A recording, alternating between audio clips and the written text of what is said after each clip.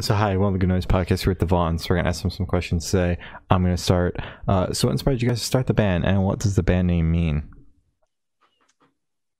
Anyone want to start? Sure.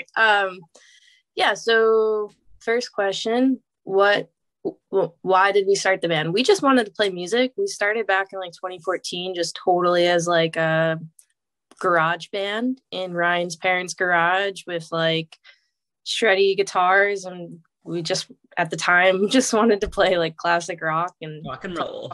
Yeah.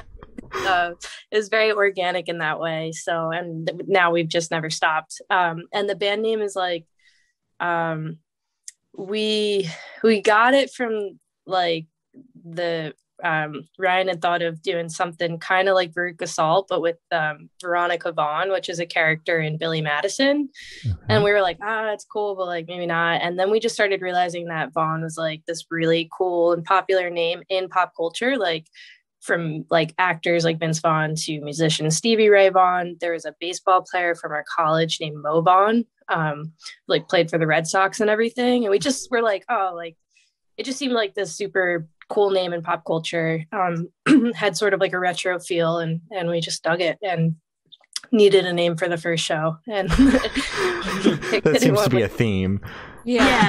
I don't think anyone like, I don't know, kudos to the people that like start a band with a cool band name in mind, because I think a lot of us are just like flying by the seat of our pants, you know? Just like, I want to play music, and the band name comes last. Yeah. And then you get stuck with it.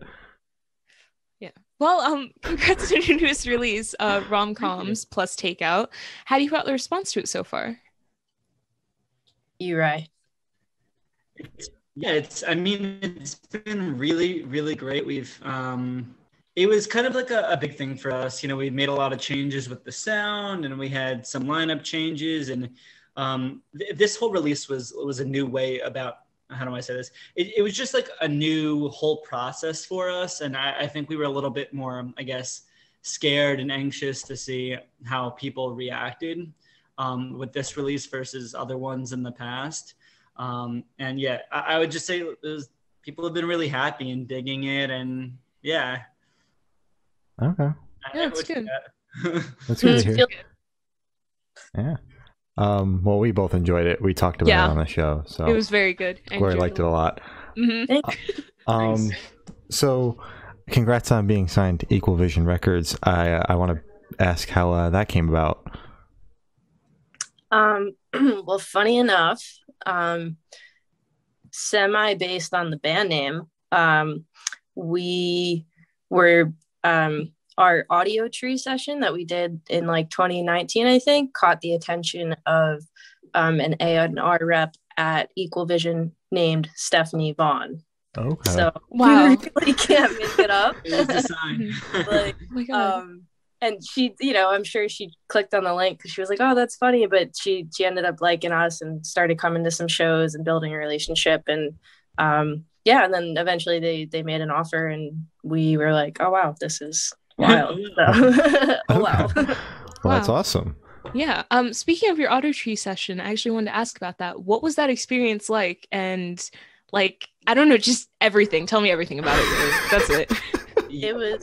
It was incredible. I'll let Ryan talk too, but from my stance, it was like, I've never been so nervous, but it was like, I don't know. It was a really big one, I think, for all of us, like to check off that career bucket list. And yeah.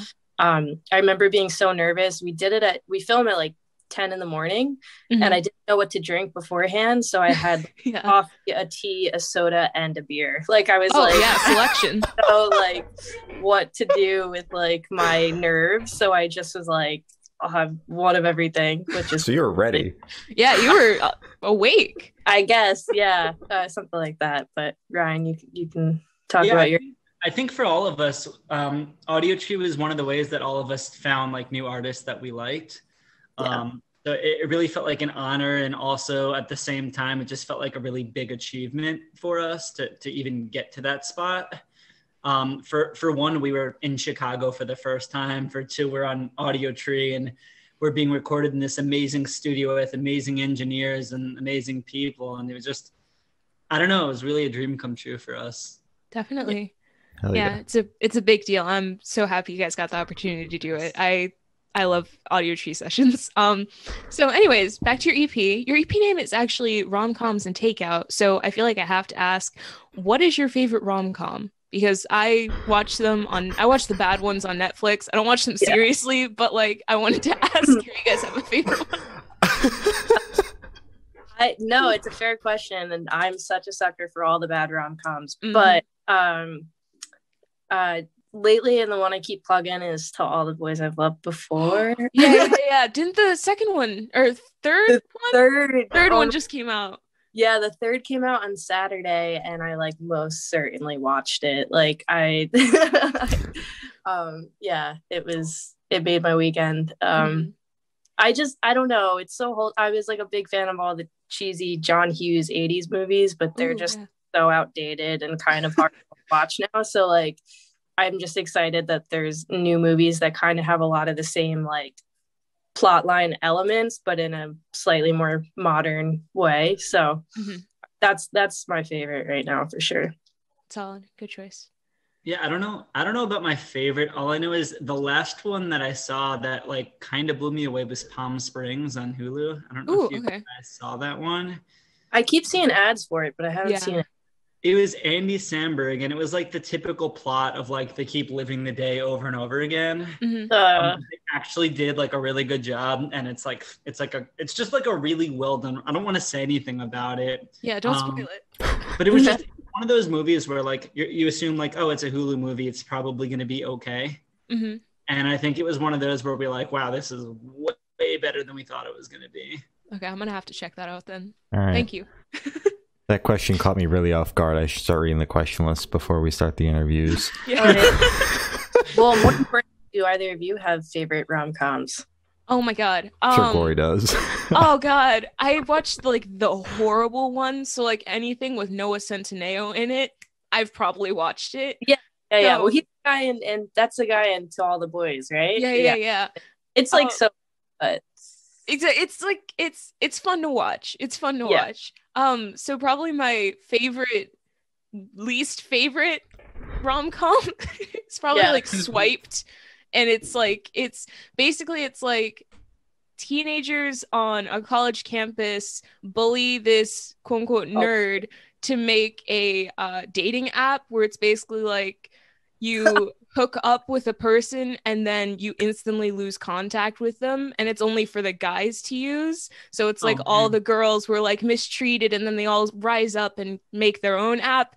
It's really bad and it's horrible acting, but it's so horrible to watch. So it's good.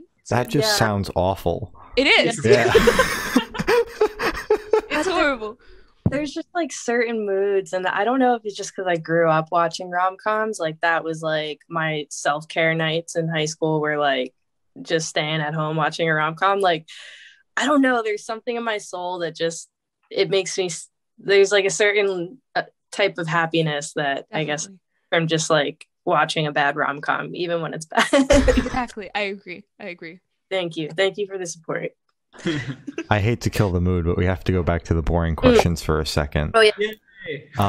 So can you tell me a little bit about your writing process for the CP? Me? This EP was like, it was cool because I think a lot of the songs started with like simple ideas I had on like acoustic, and then I would bring them to Ryan. And then what's neat is that I think what's different with this EP than past was that we just kind of gave ourselves no rules to follow, and instead of like limiting ourselves to just like electric guitars and typical drum kits, we're like, let's just like use demos and like see what happens as we demo. Like if a string sounds cool in this, let's try it. Or if we want to try synth, let's do that. And Ryan had gotten this new electronic drum pad, so we were like, let's mess with that. And just like, instead of ruling stuff out because it wasn't similar to what we'd done in the past, we just sort of went for it. And I think that was my favorite part about it. It felt very like freeing to just be like, oh, let's do anything we want and see what happens. So it was just like one big experiment then, pretty much. Yeah. Great. Okay. Yeah. Brian, do you want to? Yeah, no, I would say the same thing. It's just we kind of threw all the rules out the window, and decided to just play with sounds and ideas and structures. And it was, at the end of the day, it was just about like, what is the best thing for the song, not what's the best thing for me as a guitar player or a drummer or whatever. It was always just what's the best for the song. Simple could be the right thing or the wrong thing. It's just whatever we felt like the song needed. Mm-hmm. Solid. Sick. Can you tell me where your headspace was while creating this EP? My headspace was I think healing. Like I had gone through a lot of life changes. Like we as a band had like a lineup change, and I personally went through like a really I like had a breakup with someone I was with for like 3 years. So I was kind of grappling with like, you know, losing our bandmates and then also losing like a person who was really important in my life for 3 years, and like just and not sure what our band was going to look like now that, and not sure what my life was going to look like with all these changes. So for me, like emotionally with the lyrics and everything, there was just a lot of coming to terms with that change. And then also like I think the EP is like, I think what's reflected in the lyrics is kind of the step after that, where I start to heal from it. And it's like sort of was written as I was healing and as I was meeting someone new and falling in love with someone new. So there's just like a lot of hints of both that loss and then also like finally seeing past that and the next chapter, I guess. If that makes sense. Yeah, that makes plenty of sense. Yeah.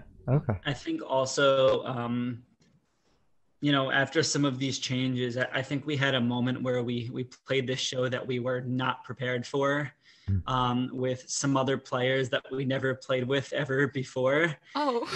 It was definitely our sloppiest and not our best show ever, but for some reason it just felt so freeing and like it felt so good for the first time in a long time. So yeah. Okay. Very interesting. Yeah, I think it's like the whole EP's like when you put it all together, it's just about like, I don't know, like it starts off with Bushwick, and Bushwick is like this first breath of like, oh, like I'm definitely screwed up. Like I'm not together right now, but this is I can kind of see a direction now, and I think it's going to be okay. And you know, like I'm lost, but I'm where I'm supposed to be. Like it's okay to feel that, and then everything from that is just about moving on. Okay. Mm-hmm. So what band or artist influence do you think you can hear the most in this EP? Vaughns, probably. Maybe a little bit more of the Vaughns. I don't know. Probably I guess we could say Hop Along is a band that we really love, and we worked with not that I think we sound a lot like them, but Joe Reinhardt was our producer, and he's in Hop Along, and that's like a band we've always really looked up to. And I don't know, maybe I don't know why, but maybe there's some of that in there. Okay. Rock, you know, like raspy lyrical vocals. I don't know. This is always a question for us. Valid. That's valid. I actually want to bring up, this is kind of a relatively short EP. So were there any songs that got cut that will maybe be released in the future as like a B-side, or is this it? You only made 3 songs. That's it. It's done. Was this just a label saying you have to put something out? Yeah, that too. No. We had the goal of writing the best songs that we could. Mm-hmm. And there was another one, and there were a bunch of other ideas, and we just tried to put on we just wanted the best songs. We didn't want as many songs as we could write, but we wanted the best songs that we felt proud of at the end of the day. So there were definitely some other ideas. Maybe they'll make it to something in the future, but if we're proud of them, you'll hear them, I think. Okay, you didn't want to make it like a lot of filler with just like jams, I guess. Okay. Yeah. Okay. That's valid. I think because we were like experimenting with sounds too, and there were so many new choices to make, I think we just wanted to like pick 3 and just kind of see how far we could push those 3 with all these new sounds. And you know, I think that was that. But there's always a bunch of ideas. So All right. So this question should be like super quick. Off the top of your head, I want you to describe this EP for new listeners in 3 words. No more, no less. Both of you have to do it. 3 words. 3 words. How much time do we have to think about this? Does You anybody have like 2 seconds. When I start yelling at you, that's when you have to give me answers. Mm-hmm. That's good. Okay. Wow, you're thinking about this too much. Harder than it looks. Okay. Can we do it as a team, or does it have to be separate 3 words? It has Both to be you have to do separate. it Mm-hmm. Oh boy. individually. Okay, I'm starting with vulnerable. Okay, that's good. That's good.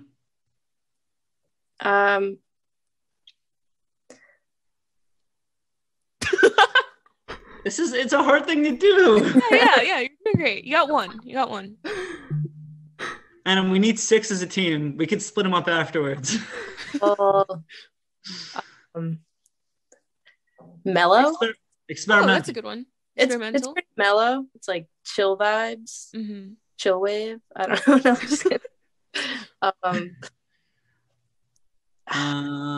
Glory, help us. Okay. I get retro vibes from it. so- Retro.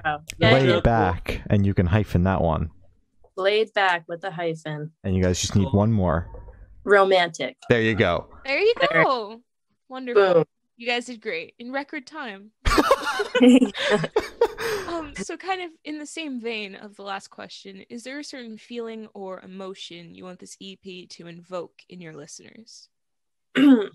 I think, to be honest, it's dependent on the song. I think something that we're starting to play with is, as Ryan kind of alluded to earlier, is like writing to the song. So like, 1, not ruling out instrumentations, but 2, like with the vibe of a song. Once we define what that is, like, I don't know. I think we're just down to have try to pull out different emotions in each song. But I don't know. Ryan, you have anything? No, I think you're saying it the right way. I think, like, instead of grouping everything into one sound or one vibe, or like, this is what we've done before, this is how we have to continue doing it. I guess I would just say, like, do what you feel, I guess. Yeah. Like, if you think you want to go this way, like, nobody's telling you not to. It's your art. Yeah, Yeah, exactly. that's good. I like that. So where do you guys see the band in the next 5 years? Are you guys working on anything new that you might be able to tell us about? Just a little bit, a little taste. Tell us everything. And I got this one. At least Okay. I'll start. We're gonna write some more songs, and then we're gonna release some more songs at Oh. some point in the future. You've got me on that one. Oh my God. Yeah. I'm hoping that at some point within the next 5 years we get to tour again. That would be really nice. So yeah, I think like Ryan said, we're just we just love doing this, and we're just gonna keep doing it, and hopefully try to get better as we do it more. And Yeah, we hope we get better. We hope people like it more than the stuff we did before, and we hope that it continues to be as fun as it has been for both of us. All right. Yeah. Solid. All right. So for the last couple questions, we're actually going to shift away from music, if that's okay with you guys. Yeah. 6. So we're going to go straight to death row. Boom. So if you're on death row, what would your last meal be with a drink? Very big boom. With a Oof. drink. With a drink. oh, Okay. definitely some homemade ribs, like barbecue sauce, mac and side, and a Dr. Pepper That's a solid one. with some beans on the side too. Mm-hmm. Damn, Dr. Pepper. I think Anna and I are gonna have our own Dr. Peppers, but cheers to Dr. Pepper. Okay. Dr. Um, Pepper band. Yeah, I Yeah. think it would like just like a really good like Italian sandwich with like the like breaded chicken and some mozzarella and some peppers and all that good stuff. Mm-hmm. All right. All Good solid. choice. Yeah. Very Um, solid. So if you could live in one fictional world for a week, where would you live? Fictional world for a week. Oh. I don't know. I just feel like I'm gonna get called out on this one, but like Harry Potter. I mean, Yeah. I like get that a lot. I don't know. There's been like a lot of like, jokes about like millennials being obsessed with Harry Potter. I get it. Like, I'm not one of those, but like, magic. Come on. Like, it's a really cool. Come on. Yeah. Anna, what if you're not a wizard though? I would be friends with wizards. Exactly. Which is just as cool. Magic. Like, I would befriend a wizard so that they could try to take me to like, the wizard land. Yeah. Yeah, I would absolutely live in Pokemon. Ooh, all right. Okay. Wait, if you were a wizard though, like what house do you think you're in? It's a very important question. Well, I've taken the quiz numerous times, and I've gotten Gryffindor. So Gryffindor, I could see that. Yeah. Thanks. Yeah. Did everyone else here know what they are or what they would be? I'm a Hufflepuff. I took the quiz like 5 times. Yeah. Yeah, it's a good one. Mm-hmm. And Shane doesn't watch Harry Potter. I always feel awkward when someone brings up Harry Potter because I've read like one book. Oh, so, yeah. Yeah. I don't even think I know. I've tried to read the book so many times and I just get bored. But I like the movies. So yeah, that's fair. That's valid. Not that, but you're Slytherin, aren't you? Yeah, I am Slytherin. That's fair. That's good. You guys definitely need to read the books because they are that good. They are very good. Very good. So I have the honor of asking the last question. Every single person we've spoken to has actually said it is the most important question. What is your favorite color? For Yellow. audio listeners, Ryan, could you tell us what that color is? Shane, it's yellow. Thank you. Yellow is a very good color. It's my favorite as well. So good choice. Taste. Thank you. Not a lot of people like yellow. Are you serious? Really? Yeah, my cousin told me yesterday it was his least favorite color, and then I was like, I'm not staying here anymore. I'm leaving. And yeah, as you should. That's so disrespectful. I agree. Yeah. I also like yellow. No way. As you should. Yeah. Yeah, I think yellow or like second would be like I like greens and blues a lot. Yeah. Something kind of, I don't know, that whole world. Okay. Shane looks like a red guy. Yeah, I mean, if we're not counting black, Glory says black's a shade, but I mean, if we're not counting black, then yeah, red. So as Glory said, that's all the questions we have today. Is there anything that you would like to plug? Please listen to our EP, Rom-Coms and Takeout. You can find it online on any music platform. And if you want to follow us, we do have a live stream, like a live version of the EP coming out on February 25th, which is a Thursday night at 8 p.m. And if you want to follow what we're doing, it's at the Vaughns NJ on all socials.